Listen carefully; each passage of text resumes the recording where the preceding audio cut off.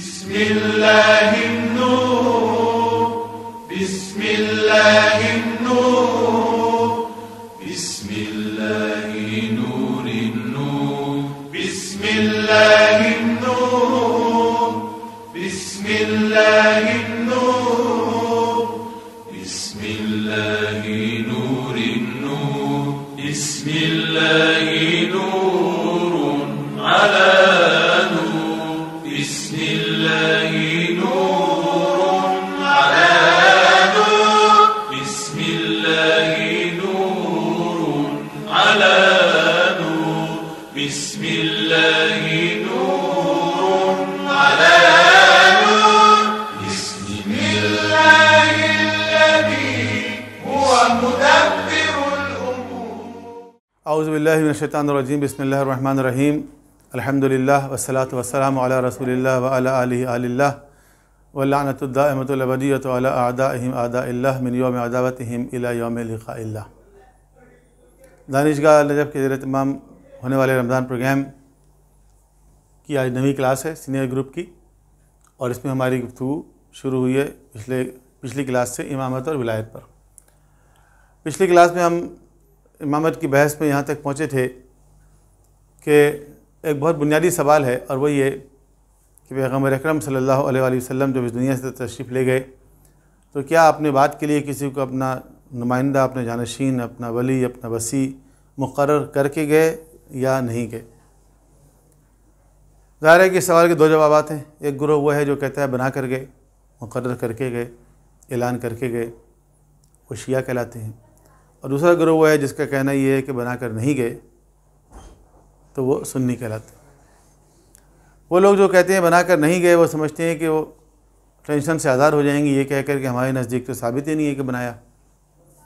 لیکن پچھلی کلاس میں ہم یہ بتا رہے تھے کہ کچھ سوالات کے جوابات ان کو بھی دینے پڑیں گے، اور وہ سوالات ہم پچھلی کلاس میں ڈسکس کر چکے ہیں. آج جو ہم بات کرنے جا رہے ہیں وہ اسی سلسلہ سوالات کی آخری کڑی ہے، اور وہ یہ ہے کہ اگر امت کو بنانا پڑا کسی بھی وجہ سے، حادثاتی صورت میں صحیح، تو امت نے کیا دیکھا؟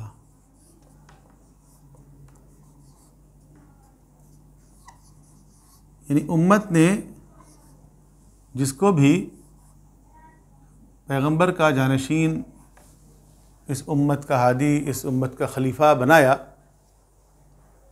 اس کے اندر کیا چیز دیکھی، کیا کوالٹیز دیکھی؟ کوئی چیز دیکھی یا نہیں دیکھی؟ یہ ہے سوال. یا اس کو میں ایک اور انداز سے بیان کروں کہ کیا دیکھنا چاہیے. یعنی اسلام میں اگر کسی شخص کو ایک اسلامی ریاست کا سربراہ بنایا جا رہا ہو تو اس کے اندر کیا کوالٹیز ہونی چاہیے، اس کے بارے میں خود اسلام کیا کہتا ہے، قرآن کیا کہتا ہے. تو وہ کوالٹیز جو کسی شخص کے اندر ہونی چاہیے کہ جس کے پاس ایک اسلامی معاشرے کی قیادت ہو، رہبریت ہو، لیڈرشپ ہو، تو دیکھیں بنیادی طور پر اسلام کے علاوہ، یعنی مسلمان تو ہوگا وہ ظاہر ہے، لیکن مسلمان ہونے کے علاوہ جو بنیادی چیزیں چاہیے ان میں سر فہرست ہے علم. علم میں اس کو زیادہ ہونا چاہیے. اور اسلام میں کسی بھی عہدے کے لیے علم ضروری ہے. جاہل کو کسی عہدے پہ فائز نہیں کیا جائے گا. اور علم کی بہت فضیلت ہے. اگر میں صرف وہی بیان کرنا شروع کر دوں تو کلاس ختم ہو جائے گی. لیکن ایک مثال میں صرف دیتا ہوں قرآن کریم سے کہ جب طالوت کو بنایا گیا لیڈر بنی اسرائیل کا، تو لوگوں نے کہا کہ طالوت کو کیوں بنا دیا، اس کے پاس تو مال ہی نہیں ہے. تو خداوند عالم نے یہ کہا کہ ان اللہ اصطفاہ علیکم، کہ دیکھو اللہ نے اس کو تم پر منتخب کیا ہے. یعنی ایک تو کوالٹی یہ ہے کہ اللہ کا منتخب کیا ہوا ہے، وہ عوام نے نہیں بنایا. وَزَادَهُ بَسْطَةً فِي الْعِلْمِ وَالْجِسْمِ، اور اس کو علم اور جسم میں برتری دی گئی ہے. علم اور جسم، تو پہلی چیز جو ہے وہ علم ہے، دوسری چیز جو ہے وہ جسم ہے. جسم کیا چیز ہوتی ہے؟ جسم سے مراد ہے شجاعت، جسم سے مراد ہے شجاعت۔ ضروری ہے جسم سے مراد یہ فزیکل باڈی ہو۔ ایک زمانے میں جب طالوت کی بات ہو رہی ہے، اس زمانے میں چونکہ انسان کا جو جسم تھا اس کا ایک اہم کردار تھا، تو وہ انسان جو لمبا چوڑا ہو، ذرا ڈل ڈال والا ہو، تو اس کی اہمیت زیادہ ہوتی تھی، کیونکہ انسان کی زندگی اسی طرح کی تھی۔ گھوڑے چلانے پڑتے تھے، اس کو تلوار چلانی پڑتی تھی، اس کو مثلا طاقتور لوگوں سے اس کو مقابلہ کرنا پڑتا تھا۔ اس کے لیے ضروری تھا کہ جسمانی طور پر وہ قوی ہو، مضبوط ہو، طاقتور ہو۔ لیکن ممکن ہے کوئی انسان بہت لمبا چوڑا ہو، لمبا تڑنگا ہو دیکھنے میں، اور اندر سے بزدل ہو، اور میدان جنگ میں دشمن کو دیکھ کے ڈر جائے یا میدان جنگ سے بھاگ جائے،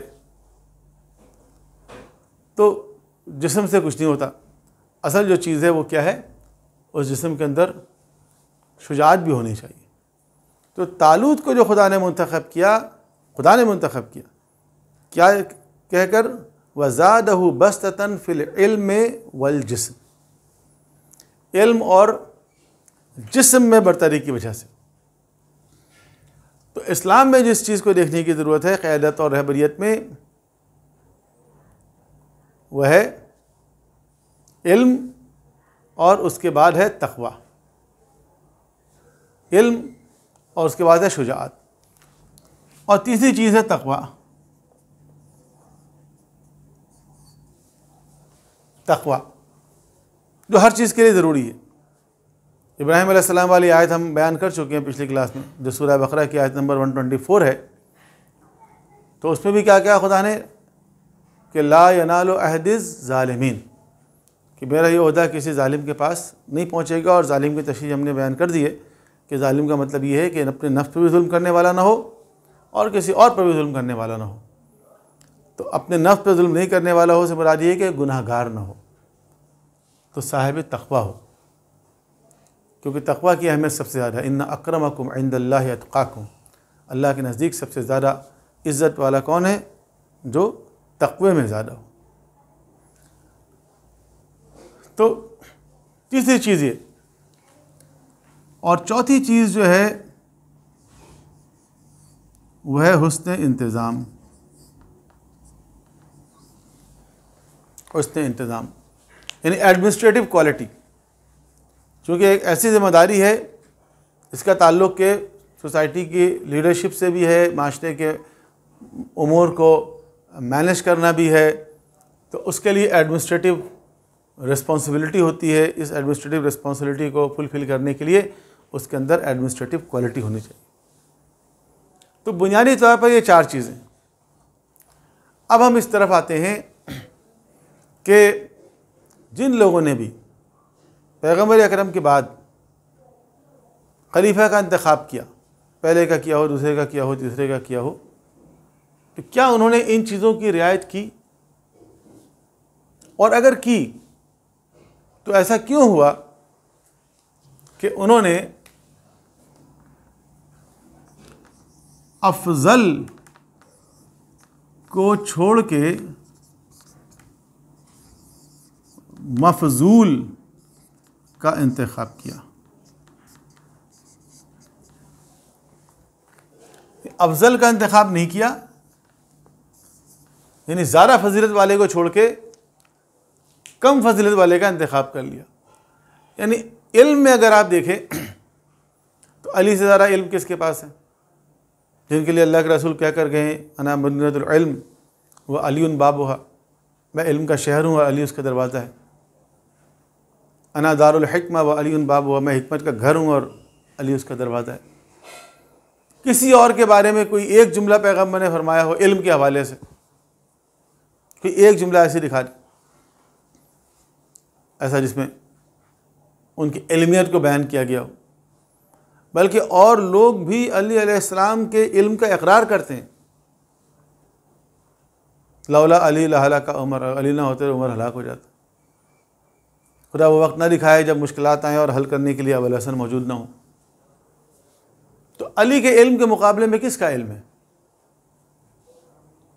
علی کی شجاعت کے مقابلے میں کسی کی شجاعت دکھا دیں، کسی جنگ میں کوئی بڑا کارنامہ، کسی کتاب میں کہ فلاں جنگ کے اندر بڑے کارنامے دکھائے کسی نے۔ جب بعد کے کارنامے لوگ بیان کرتے ہیں، ان کے دور میں اتنی فتوحات ہوئیں، تو فتوحات میں وہ خود تھوڑی گئے، فتوحات میں تو لشکر گیا، اور لشکر میں ایسے لوگ گئے جو جنگجو تھے۔ ہم یہ کبھی نہیں کہتے کہ صرف حضرت علی جنگجو تھے، کچھ اور مسلمان بھی تھے، لیکن حضور کے دور میں ذاتی طور پر جب میدان جنگ میں شجاعت کا مظاہرہ کرنے کا وقت آیا تو کن لوگوں نے شجاعت کا مظاہرہ کیا اور کون لوگ میدان چھوڑ کر چلے گئے؟ جنگ احد میں جانے والوں کو دیکھ لیں، جنگ حنین میں جانے والوں کو دیکھ لیں، جنگ خیبر میں جانے اور آنے والوں کو دیکھ لیں۔ تو مختلف جنگوں میں مختلف مواقع پر جہاں جہاں شجاعت کا مظاہرہ کرنا تھا، وہاں پر علی کی شجاعت کے مقابلے میں کس کی شجاعت نظر آتی؟ علی علیہ السلام کے بارے میں تو پیغمبر نے فرمایا کہ علی کی ایک ضربت ثقلین کی عبادت سے بہتر ہے، ایک ضربت جو انہوں نے خندق کے موقع پہ لگائی۔ تقوی میں آپ دیکھ لیں، علی کا تقوی، علی کی پرہیزگاری، علی کی نماز، علی کی عبادت، علی کا ذکر خدا، علی کی معرفت خدا۔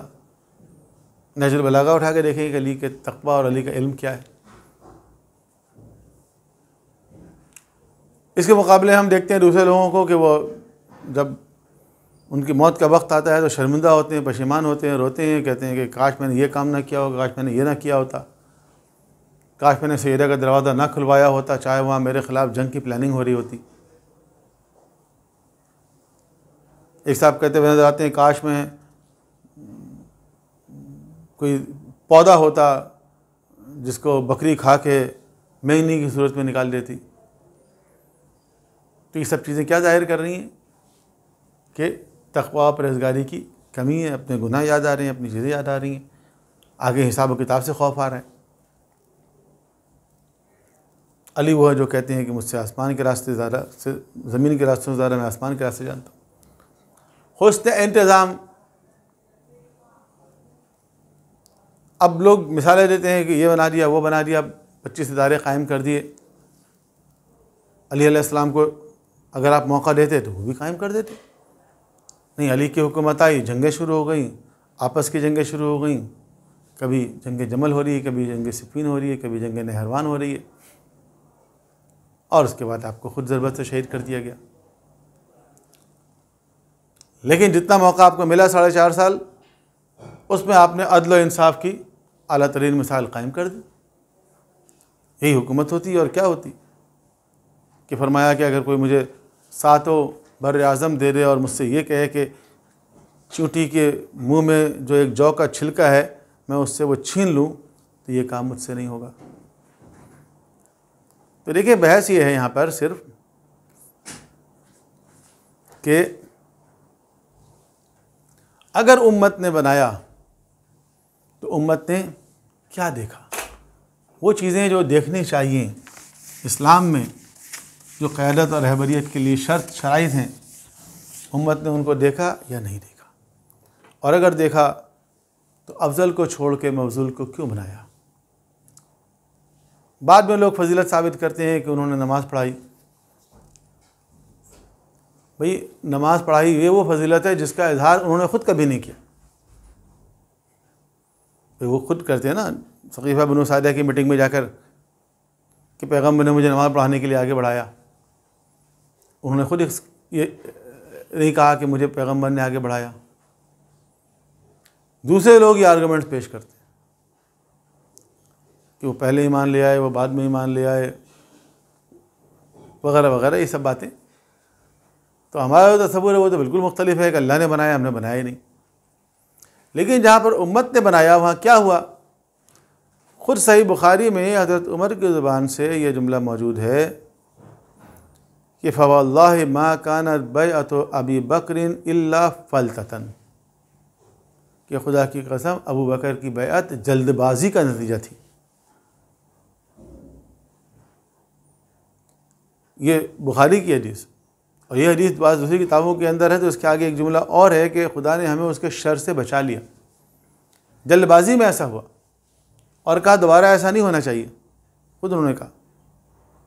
تو سقیفہ بنو ساعدہ میں جب گئے مسلمان تو وہاں جو کیفیت تھی اس کے بارے میں جو کتابوں میں لکھا ہوا ہے کہ وہ تو میں ہوئی، بخاری کی خود روایت کے اندر یہ چیزیں موجود ہیں کہ تلوار نکلنے والی تھی۔ تو یہ اس سوال کا جواب ہے کہ امت نے اگر بنایا تو کیا دیکھ کر بنایا، اور امت نے بنایا تو کس میتھڈ سے بنایا، کیا پیغمبری میتھڈ بتا کر گئے تھے؟ اب آئیے اس طرف کہ وہ لوگ جو کہتے ہیں کہ اللہ کے رسول بنا کر گئے، ان کے پاس کیا آرگومنٹ ہے، ان کے پاس کیا دلیل ہے؟ ان کے پاس دلیل قرآن سے بھی ہے اور حدیث سے بھی۔ قرآن میں ہم دیکھتے ہیں سب سے پہلے آیت ولایت۔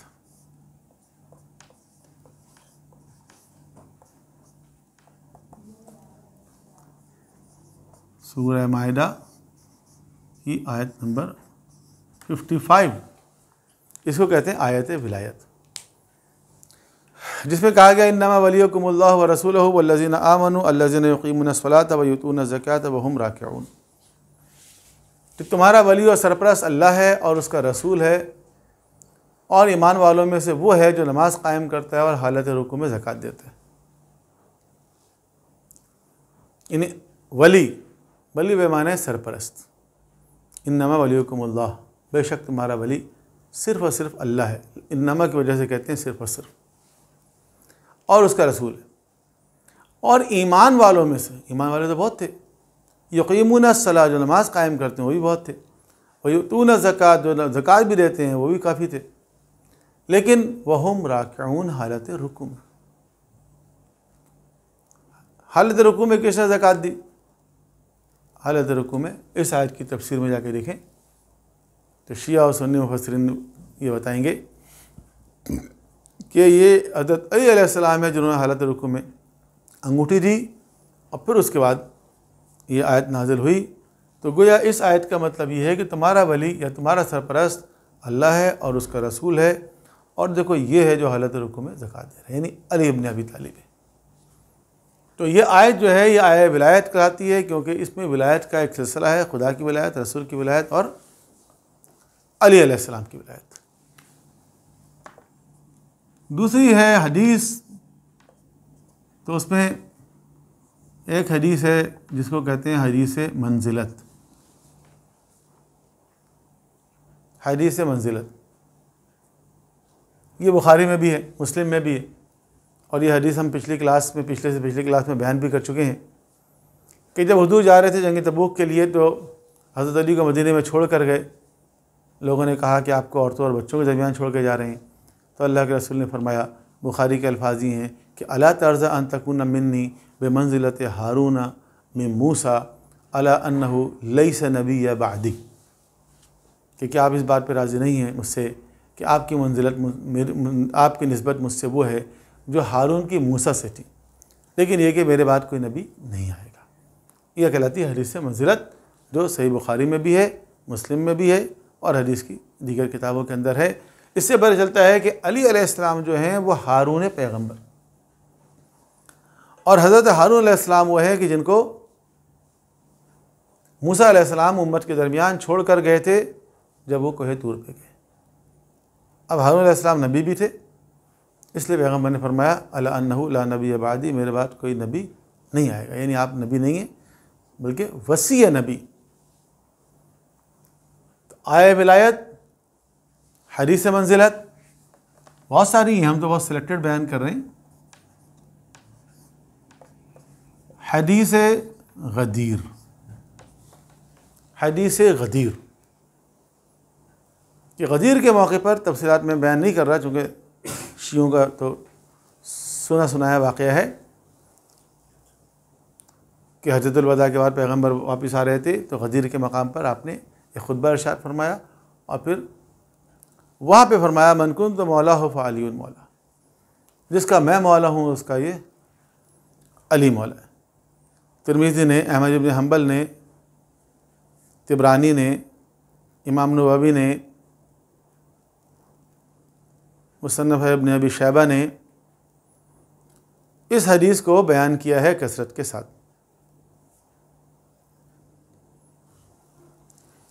تو یہ جو حدیث غدیر ہے، سب سے بڑا اعلان یہ ہے، سب سے بڑا اعلان یہ، کیونکہ آپ نے فرما دیا کہ من کنت مولا فہذا علی مولا، جس کا میں مولا ہوں، مولا یعنی اولا بالتصرف۔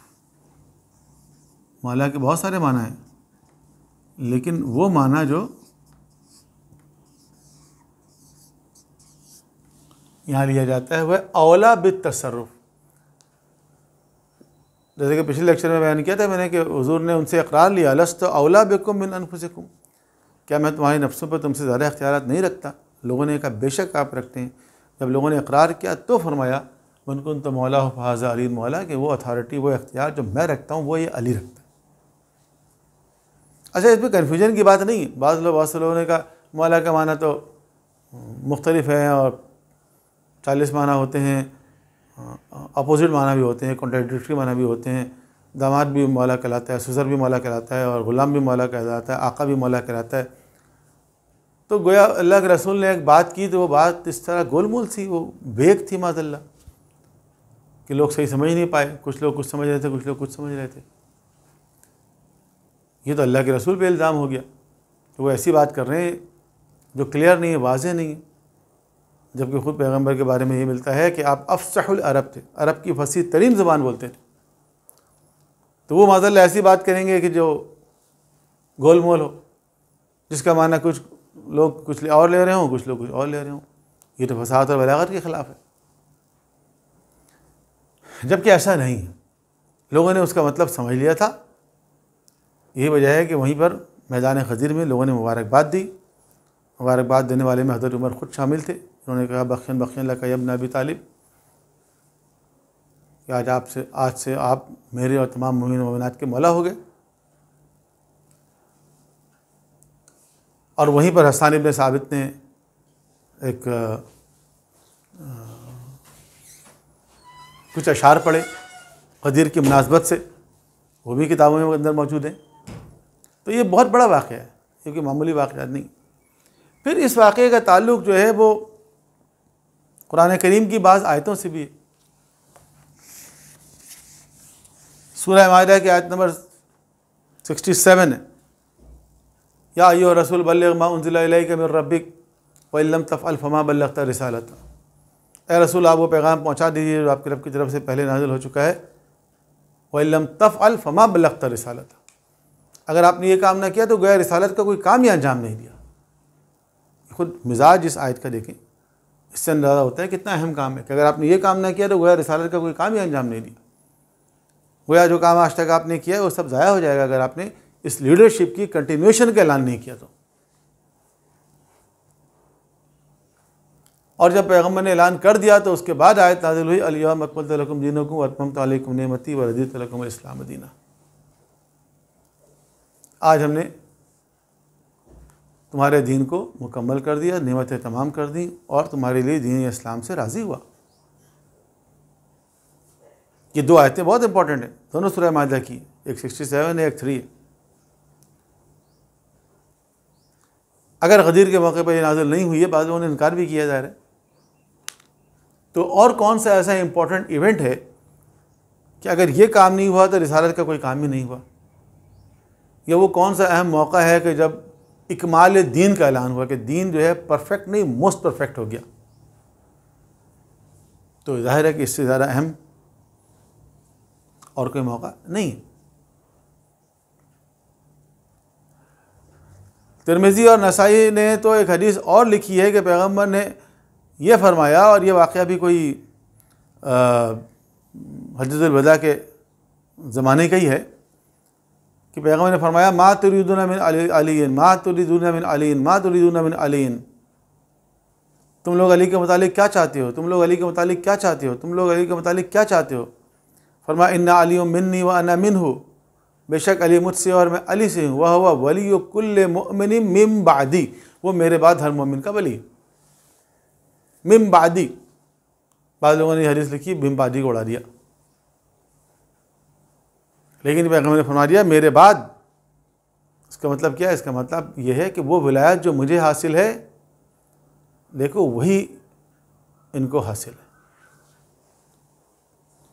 یہ جو دلیلیں ہیں یہ سب ولایت امیر المومنین کی دلیلیں ہیں، ولایت علی ابن ابی طالب علیہ السلام کی دلیلیں ہیں۔ لیکن ہمارا جو امامت کا تصور ہے یہ صرف علی علیہ السلام کی ولایت پر مشتمل نہیں، بلکہ ولایت اہل بیت پر مشتمل ہے۔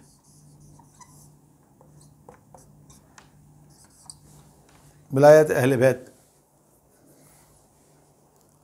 اور اس کے لیے سب سے پہلی دلیل جو ہے وہ ہے ہمارے پاس آیت تطہیر۔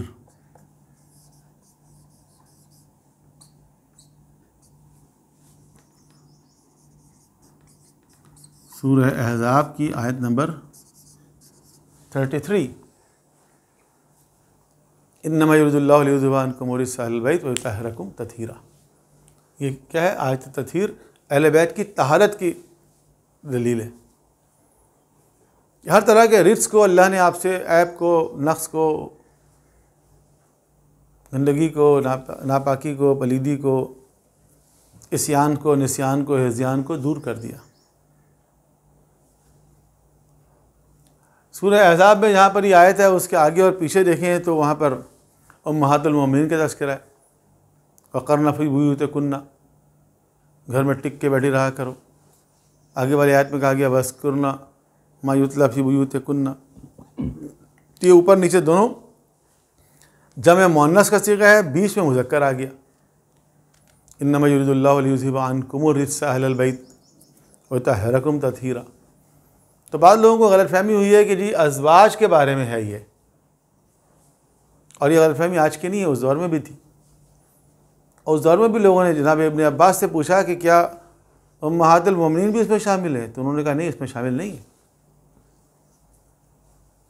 اور یہ جو قرآن کی آیت ہے اس کے جو شان نزول ہے وہ یہ ہے کہ پیغمبر نے ایک چادر کے نیچے جمع کیا، جو سیاہ ستہ کی کتابوں کے اندر ہے کہ پیغمبر اکرم نے ایک چادر کے نیچے جمع کیا اور جمع کر کے فرمایا کہ اللہم ہؤلاء اہل بیتی، اے اللہ یہ ہے میرے اہل بیت۔ تو علی اور فاطمہ، حسن و حسین کو جمع کر کے فرمایا اللہم ہؤلاء اہل بیتی۔ ادھر پیغمبر اکرم جب میدان مباہلہ میں ان ہستیوں کو لے کر گئے تو وہاں جا کے فرمایا اللہم ہؤلاء اہلی، اے اللہ یہ ہے میرے گھر والے۔ وہ اللہ کے رسول نے اس کا تعارف کروایا۔ حدیث میں دیکھیں تو سب سے بڑی حدیث جو ہے وہ ہے حدیث ثقلین۔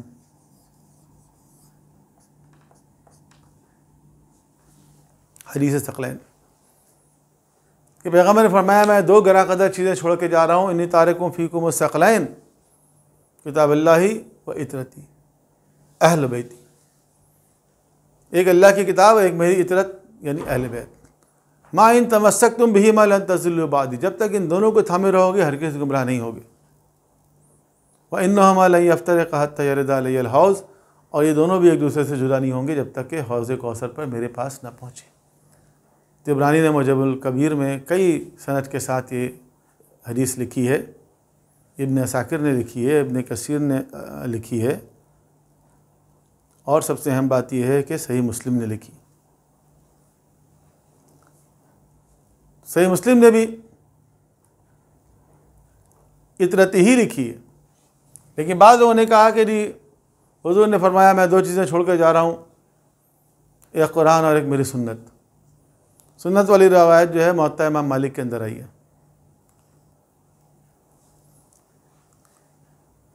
لیکن صحیح بات یہ ہے کہ اگر سنت پیغمبر کہہ کر جاتے تو پیغمبر کے بعد جو خلفاء آئے انہوں نے سنت کو جمع کرنے کے لیے کیا کیا؟ کچھ نہیں کیا، بلکہ ڈسکریج کیا حدیث کو جمع کرنے سے۔ اور جو زیادہ مستند ریسورسز ہیں ان کے اندر تو عطرتی ہے یا اہل بیتی ہے، سنت تو نہیں ہے، ورنہ مسلمان سنت کے لیے کچھ کرتے نا۔ لیکن ایک گروہ ایسا ہے جو جب اہل بیت کا تذکرہ آتا ہے تو اہل بیت کے مقابلے میں صحابہ کو لے کر آتا ہے۔ یہی گروہ ہے جسے صحابہ کے حوالے سے اس وقت حساسیت کو پیدا کر دیا ہے کہ ذرا کوئی بات کسی نے کی فوراً کہا تھا صحابہ کی توہین ہو رہی ہے۔ وہ صحابہ کو اہل بیت کا ٹکر پلانا چاہتے ہیں. ایسی حدیثیں جو ان کی اپنی کتابوں کے اندر بھی لکھی ہوئی ہیں کہ یہ حدیثیں جعلی ہیں. مثلا اصحابی کالنجوم بأیہم اقتدیتم اہتدیتم، میرے صحابہ ستاروں کے مانند ہیں، ان میں سے جن کی اقتداء کرو گے ہدایت حاصل کر لو گے. ناصر الدین البانی جو وہابی مکتب فکر کا بہت بڑا عالم ہے حدیث کا، اس نے لکھا ہے کہ یہ حدیث جعلی ہے، گھڑی ہوئی ہے. اور دوسرے لوگوں نے بھی یہی کہا. تو صحابہ کو اہل بیت کے مقابلے پہ لانا، اس صحابہ کی بطور صحابہ کے ایک اپنی ایک اہمیت ہے، ایک عزت ہے. یہ لوگ ہیں جنہوں نے پیغمبر کی زیارت کی، پیغمبر سے کسب فیض کیا، ان کا ایک مقام ہے اپنی جگہ. لیکن ان کو اہل بیت کے مقابلے پہ لانا اور یہ بتانا کہ مثلا ان میں اور ان میں کوئی فرق نہیں ہے، یہ اصل میں اہل بیت کے مقام اور منصب کو کم کرنا ہے. پیغمبر نے صحابہ کے لیے نہیں فرمایا کہ میں دو چیزیں چھوڑ کے جا رہا ہوں، ایک صحابہ اور ایک قرآن. اہل بیت کے بارے میں فرمایا میں دو چیزیں چھوڑ کے جا رہا ہوں. صحیح مسلم میں تو یہ ہے کہ میں تمہیں اپنے اہل بیت کے بارے میں خدا کی یاد دلاتا ہوں، خدا کی یاد دلاتا ہوں، خدا کی یاد دلاتا ہوں. 3 مرتبہ پیغمبر نے فرمایا.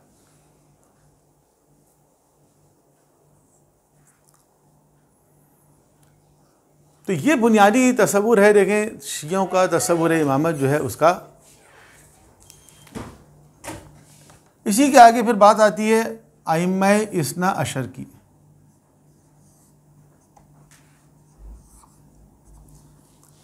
یعنی اماموں کی تعداد جو ہے وہ 12 ہے. یہ 12 امام والی حدیث بھی بخاری میں بھی ہے، مسلم میں بھی ہے، اور حدیث کی زیادہ تر بڑی کتابوں کے اندر ہے. کہ جابر بن سمرہ سے روایت ہے کہ قال سمعت النبی یقول ان یکون 12 امیرا فقال کلمۃ لم اسمعها. پیغمبر نے فرمایا کہ میرے بعد 12 امیر ہوں گے، اور پھر کچھ اور فرمایا جو میں سن نہیں سکا. تو فقال ابھی، تو میرے والد نے مجھے بتایا کہ انہ قال کلہم من قریش، انہوں نے کہا کہ سب کے سب قریش میں سے ہوں گے. اس طرح کی روایت صحیح مسلم کے اندر ہے اور دیگر حدیث کی کتابوں کے اندر ہے کہ امام کی تعداد جو ہے وہ 12 ہے.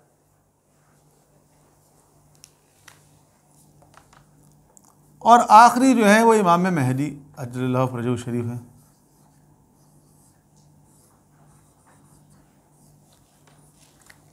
وہی پیغمبر کی ذریت میں سے ہوں گے، یہ بھی حدیث کے اندر آئی کہ میری ذریت میں سے ہوں گی.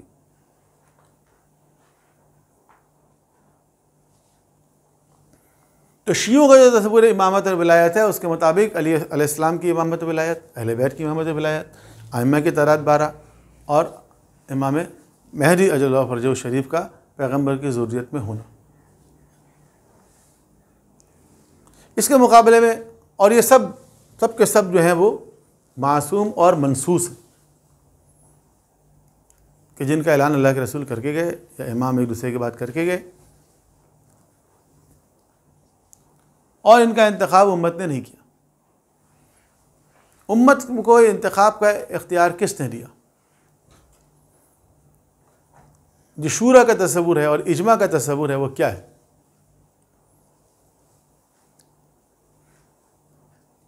دو آیتیں قرآن کریم میں شورا سے متعلق ہیں.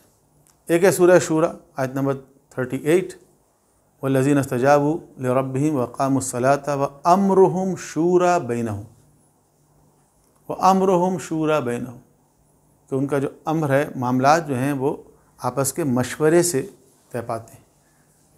اور سورہ آل عمران کی آیت نمبر 159 میں کہا گیا ہے وشاورہم فی الامر، کہ امر میں، معاملات میں آپ ان سے مشورہ کریں. اب لوگ کہتے ہیں جی مشورے کا حکم تو قرآن میں ہے. بے شک ہے، لیکن قرآن کی آیتیں کس پر نازل ہوئیں؟ پیغمبر پر نازل ہوئیں. پیغمبر پر نازل ہوئی تو انہوں نے عمل کیا یا نہیں کیا؟ یقیناً کیا ہوگا. کس طرح کیا؟ کیا پیغمبر اکرم صلی اللہ علیہ وسلم کبھی مدینے سے باہر جاتے تھے تو جو اپنی جگہ کسی کو مقرر کر کے جاتے تھے اس کے لیے مشورہ کرتے تھے؟ نہیں کرتے تھے. کیا پیغمبر اکرم کسی جنگ میں کسی صحابی کو اگر سپہ سالار مقرر کرتے تھے تو صحابہ سے مشورہ کر کے کرتے تھے؟ نہیں کرتے تھے۔ کیا پیغمبر اکرم کسی کو کسی جگہ تبلیغ کے لیے بھیجتے تھے تو صحابہ کرام سے مشورہ کر کے بھیجتے تھے؟ نہیں بھیجتے تھے۔ تو پیغمبر کس طرح عمل کرتے تھے ان آیتوں پہ؟ تو دیکھیں پیغمبر اس طرح عمل کرتے تھے کہ جب کوئی ایسا اجتماعی معاملہ ہوتا ان میں لوگوں کو جمع کر کے ان سے مشورہ کرتے، بتاؤ کس طرح یہ کام کرنا ہے۔ مثال کے طور پر جنگ ہوتی والی ہے، آپ کو اطلاع ملی لشکر آ رہا ہے اس طرف سے، آپ نے جمع کیا سب، ہاں بھائی بتاؤ کیا کرنا ہے، کیسے مقابلہ کرنا ہے، اسٹریٹجی طے کرنا ہے۔ مختلف لوگ مختلف اسٹریٹجی بیان کیا کرتے تھے۔ جنگ خندق میں کیا ہوا؟ خندق کھودنے کا مشورہ کس نے دیا؟ حضرت سلمان فارسی نے دیا، اور وہ اکیلے تھے، ظاہر فارسی تو وہی تھے، ایرانی تو وہی تھے۔ انہوں نے کہا ہمارے یہاں تو یہ ہوتا ہے، خندق کھود دیا جاتا ہے۔ پیغمبر نے پسند فرمایا اور پھر خندق کھودی گئی، یہی ہوا نا۔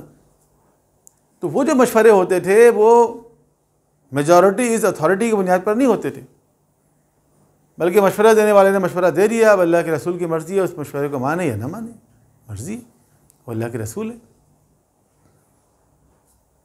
قرآن کریم نے کہا کہ وَاعْلَمُوا أَنَّ فِيكُمْ رَسُولَ اللَّهِ، جان لو تمہارے درمیان اللہ کے رسول ہے۔ لَوْ يُطِيعُكُمْ كَثِيرًا مِنَ الْأَمْرِ لَعَنِتُّمْ، اگر زیادہ تر معاملات میں وہ تمہیں فالو کرنا شروع کر دے تم پھنس جاؤ گے۔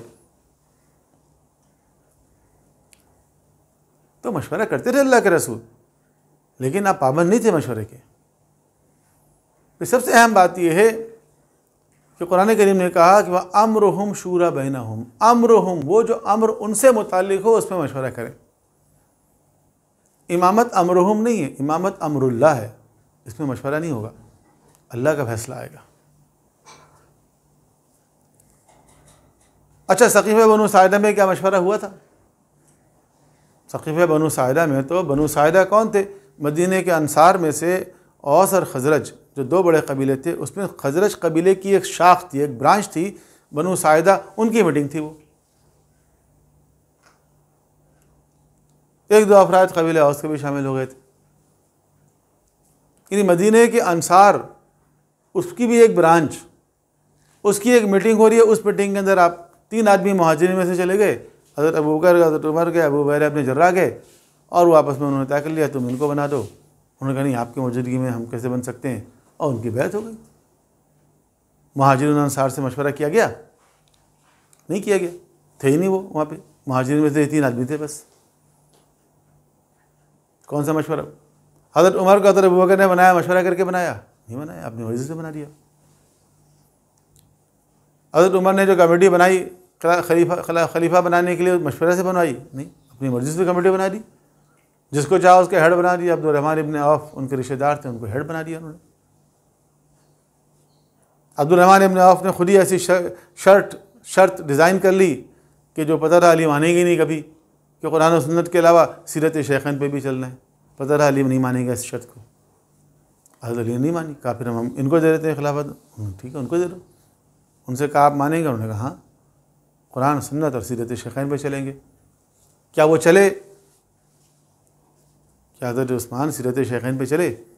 سیرت شیخین تو یہ تھی کہ اپنے خاندان کو، اپنے رشتہ داروں کو عہدے نہیں دیتے تھے وہ۔ حضرت ابوبکر نے تو نہیں دی اپنے خاندان کو عہدے، حضرت عمر نے تو نہیں دی عہدے، پھر حضرت عثمان نے تو اپنے خاندانوں کو ہر جگہ بھر دیا۔